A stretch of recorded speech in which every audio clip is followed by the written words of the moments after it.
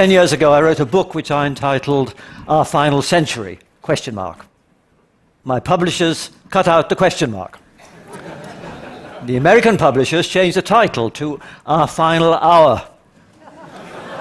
Americans like instant gratification and the reverse. And my theme was this.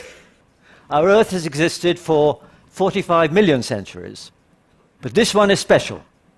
It's the first when one species, ours, has the planet's future in its hands. Over nearly all of Earth's history, threats have come from nature. Disease, earthquakes, asteroids, and so forth. But from now on, the worst dangers come from us. And it's now not just the nuclear threat.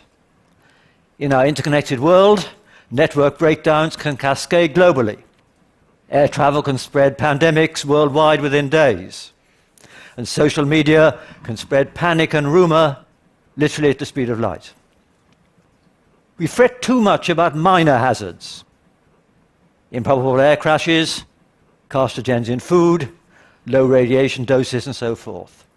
But we and our political masters are in denial about catastrophic scenarios.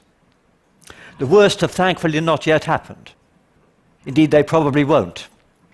But if an event is potentially devastating, it's worth paying a substantial premium to safeguard against it, even if it's unlikely, just as we take out fire insurance on our house.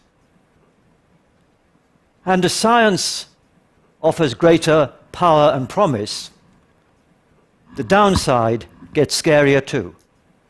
We get ever more vulnerable.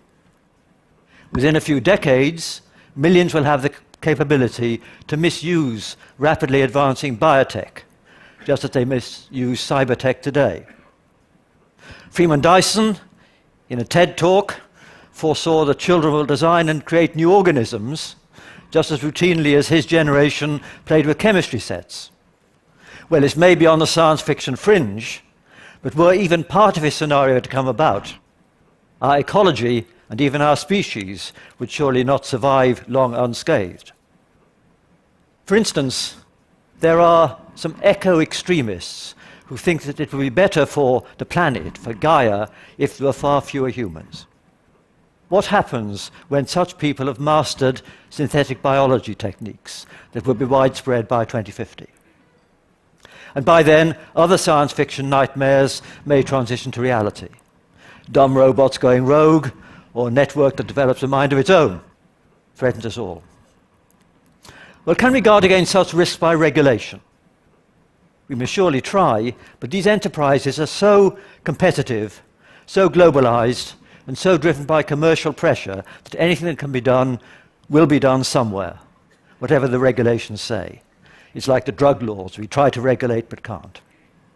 And the global village will have its village idiots, and they'll have a global range. So, as I said in my book, we'll have a bumpy ride through this century. There may be setbacks to our society. Indeed, a 50% chance of a severe setback.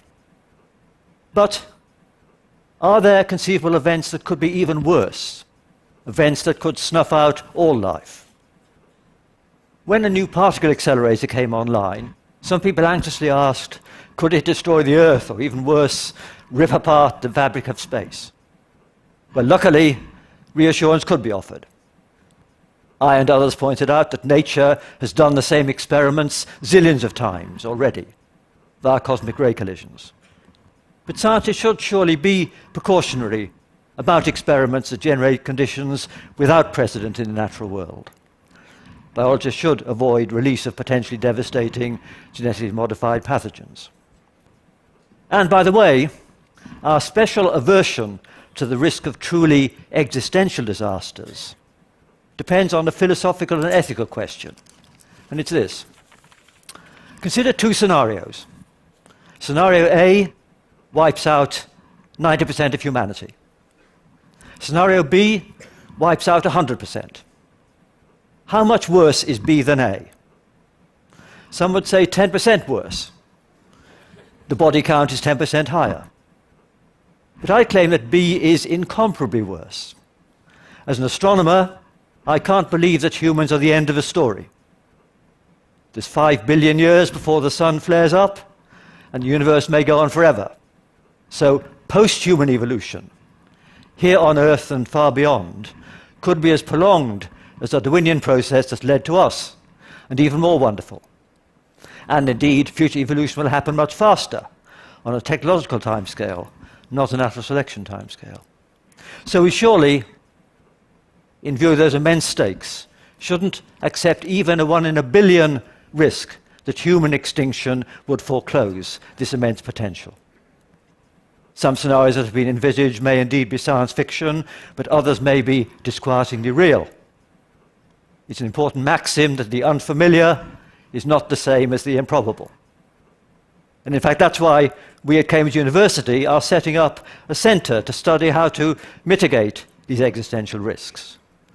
It seems it's worthwhile just for a few people to think about these potential disasters, and we need all the help we can get from others.